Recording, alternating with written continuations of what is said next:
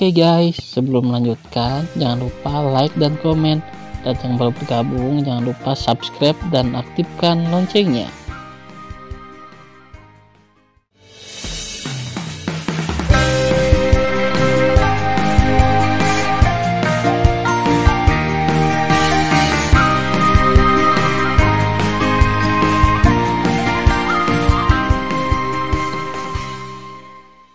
Episode 388.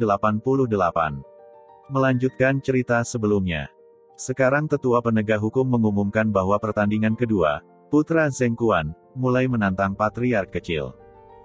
Begitu suara itu jatuh, Zheng Quan di alun-alun Tiangong memandang Tan Yun yang berdiri di udara di atas platform terapung, dan dahinya penuh dengan butiran keringat seukuran kacang. Dia pemalu. Meskipun dia tidak takut dengan kecepatan Tan Yun, dia selalu merasa bahwa Tan Yun tidak memainkan kecepatan tercepat. Dia punya firasat bahwa begitu dia naik ke platform terapung, dia mungkin tidak akan bisa bertahan lagi. Zheng Quan, apakah kamu tidak mendengar kata-kata tetua penegak hukum? Teriak Yu Wenfeng. Zheng Quan mengabaikannya. Dia berkeringat dan menatap Zheng Long, leluhur besar angin dan guntur di gedung batu giok. Matanya ketakutan dan berkata, "Kakek, Cicit bukan lawan dari patriark kecil. Cucu tidak akan menantang. Cicit ingin berhenti." Zheng Long mengepalkan tinjunya dan segera berbalik menghadap Dantai Xuanzong di atas, membungkuk dalam-dalam dan berkata, "Tuan." Tanpa menunggu kata-kata Zheng Long, dia diinterupsi oleh Dantai Xuanzong.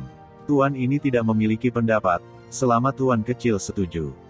Zheng Long menarik napas dalam-dalam, berbalik dan menatap Tan Yun yang berdiri di udara di atas platform mengambang, membungkuk dalam-dalam dan berkata, "Patriark kecil, bawahan memiliki cicit.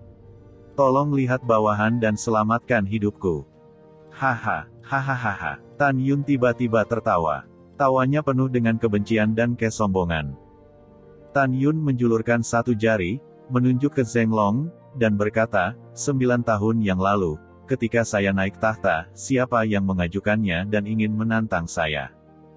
Tan Yun menunjuk nenek moyang yang hebat dari setiap divisi, "Kalian mengajukannya." Setelah pidato, Tan Yun menatap Zheng Long dan berkata dengan dingin, "Kamu hanya memiliki satu cicit, jadi kamu tidak ingin dia mati. Bagaimana dengan saya? Saya juga punya orang tua dan kakek. Mereka juga hanya punya satu putra dan cucu.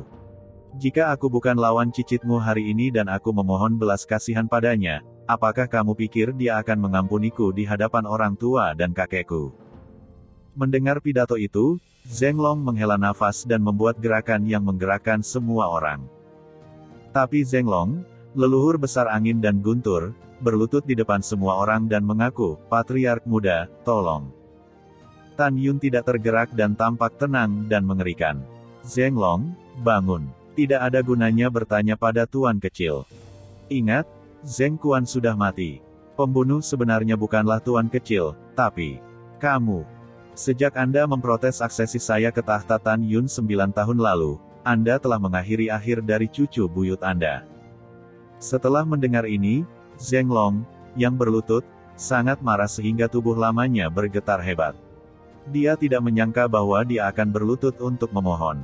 Tan Yun tidak akan melepaskan cicitnya. "Kakek yang hebat, kamu bangun dan jangan tanya dia."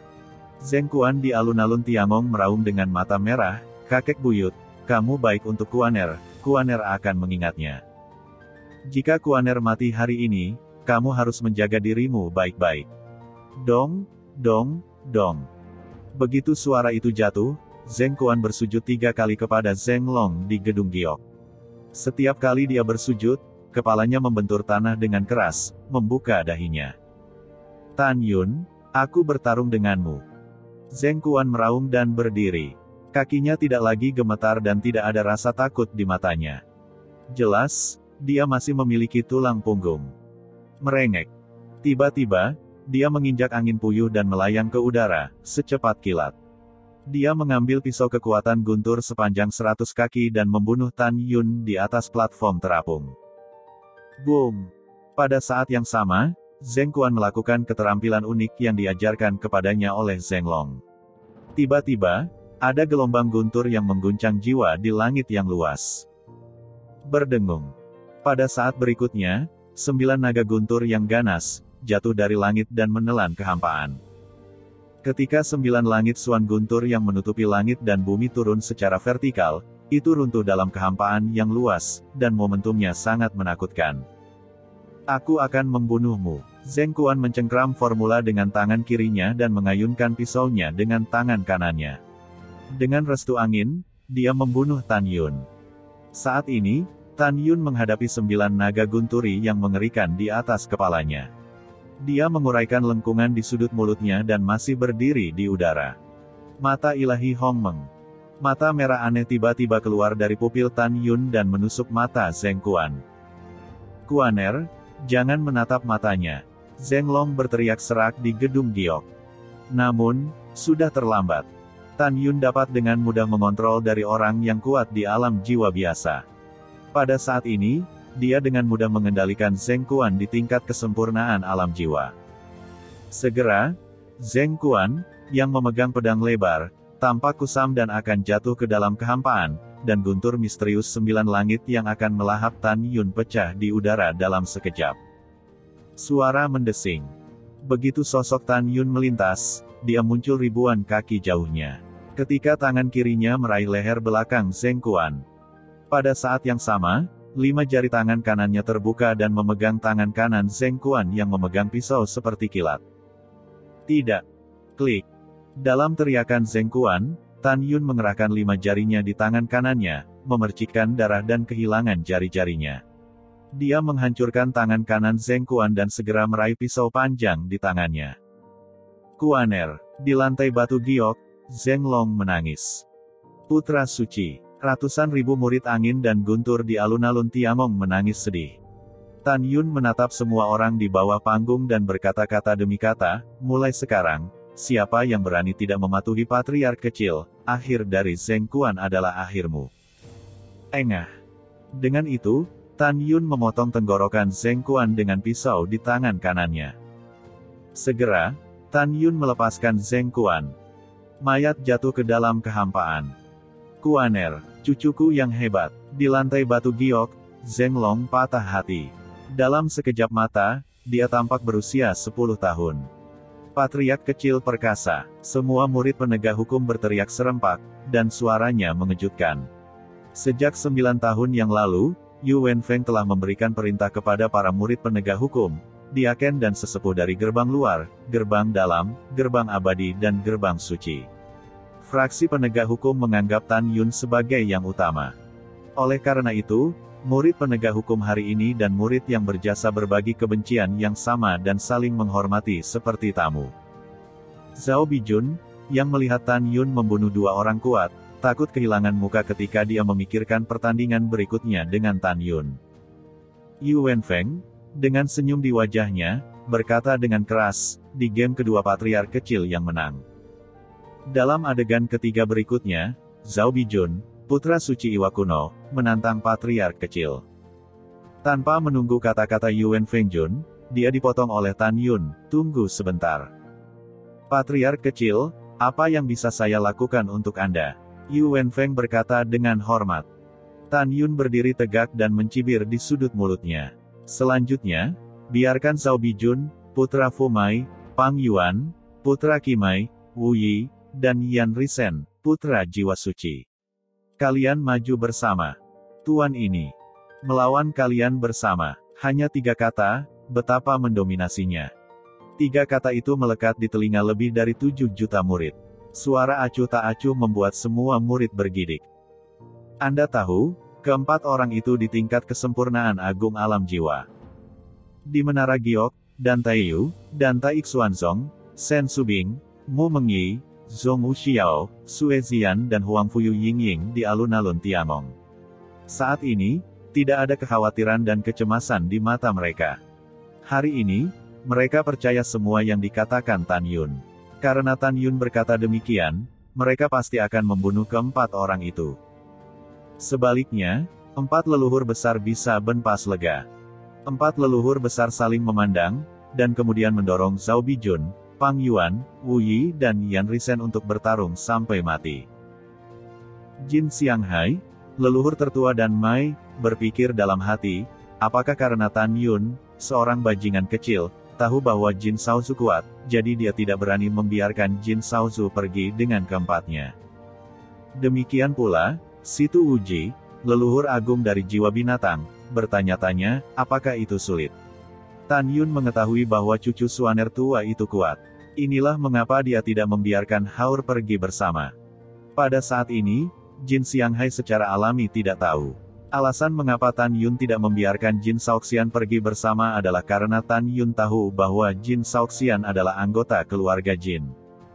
Namun, Situ Wuji tidak akan pernah memikirkan alasan mengapa Tan Yun tidak membiarkan Situ Hao pergi bersama. Bukan hanya dia tidak bisa menebak, tapi tidak ada yang bisa.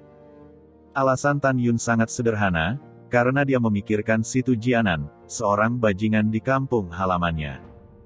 Dia bertekad untuk membunuh Situ Hao, tetapi memikirkan kolusi antara Situ Jianan dan Liu Ruyan, dia membenci musuh bermarga Situ terutama sekarang. Pada saat ini, Yu Wenfeng, yang mengkhawatirkan keselamatan Tan Yun, berkata dengan cemas, Patriark muda, apakah Anda benar-benar menginginkan 1 lawan 4? Tan Yun mengangguk, dan nadanya yakin. Yu Wenfeng berkata dengan bingung, sekarang tetua penegak hukum mengumumkan bahwa kalian berempat menantang patriark kecil dan secara resmi dimulai. Membunuh. Bunuh dia. Zhao Bijun, Pang Yuan, Wu Yi dan Yan Risen menutup mata mereka untuk melepaskan kesadaran spiritual mereka dan berteriak untuk membubung di platform mengambang dengan pedang untuk mencegah dikendalikan oleh teknik mata Tan Yun. Dalam kehampaan, Pang Yuan dan Zhao Bijun menyerang Tan Yun secara langsung. Zhao Bijun seperti hantu dan membunuh Tan Yun dengan pedang. Pang Yuan melambaikan tangan kanannya, dan dalam sekejap, simbol serangan bergegas menuju Tan Yun. Wu Yi dan Yan Richen, di sisi lain, bekerja bersama untuk mengeluarkan kekuatan ruang yang menyapu langit, bersama dengan pedang yang merobek kehampaan, dan membunuh Tan Yun di belakang. Untuk sesaat, puluhan simbol serangan perintah assassin berubah menjadi kerucut es dan naga api dan menyerang Tan Yun. Ketika para tetua berpikir bahwa Tan Yun meninggal atau terluka, adegan berikutnya mengubah wajah mereka. Mereka bangkit dari tempat duduk mereka dan berseru, kecepatan yang luar biasa. Dalam penglihatan lebih dari 7 juta orang, tiba-tiba, seluruh tubuh Tan Yun berputar-putar dengan kekuatan spiritual emas muda, dan menunjukkan langkah surgawi Hongmengnya. Wosh, wosh. Tapi melihat tangan kanan Tan Yun berbalik, memegang pedang terbang ungu, dia menarik busur besar dari udara kosong, dan mengambil kilatan darah dari Zhao Bijun, Pang Yuan dan Wu Yi. Saat berikutnya, Tan Yun lolos dari serangan dari langit. Tubuhnya melintas dari kehampaan dan muncul di samping Yan Risen di udara. Kenapa kamu begitu cepat? Tidak, tidak. Jeritan ngeri Yan Risen membuat punggungnya dingin. Mati. Dengan suara retakan tulang dan darah yang memancar, Tan Yun menusuk alis Yan Risen dan menusuk kepalanya. Yan Risen terbunuh di tempat, dan 10 nadi jiwa dihancurkan sebelum mereka melarikan diri dari tubuh.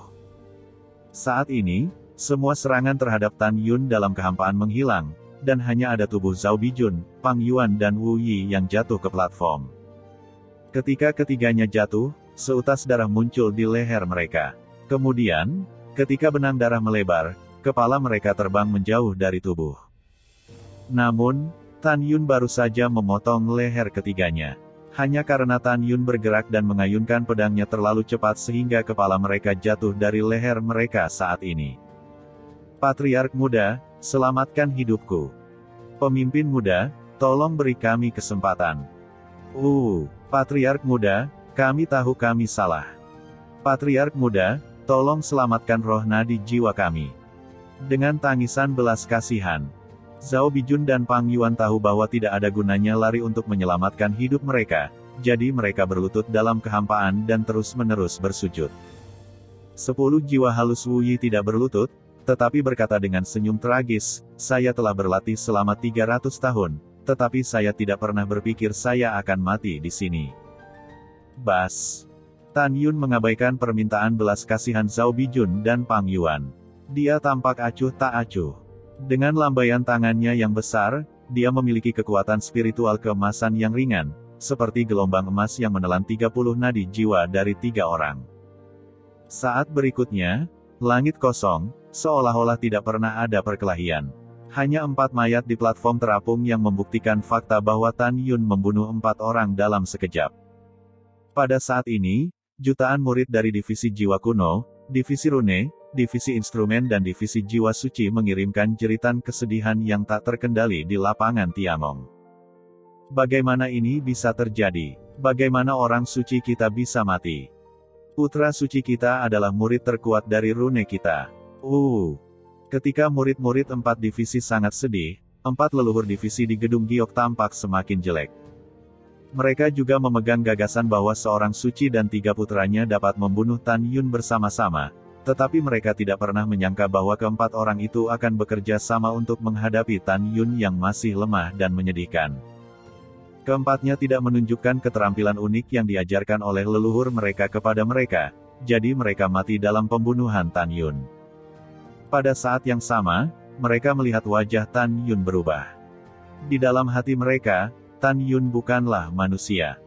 Jika Anda adalah seseorang, bagaimana Anda bisa membunuh 4 orang berbakat dengan 6 kekuatan alam jiwa? Pada saat ini, ayah dan anak Dan Taiyu dan Dan Taixuan Zong menulis senyum di wajah mereka. Karena Tan Yun tidak mengecewakan mereka. Dan Tai Xianer, seorang wanita berpakaian seperti pria di alun-alun, menatap sosok biru yang masih berdiri di udara, dan matanya menunjukkan warna pemujaan yang tak tertahankan.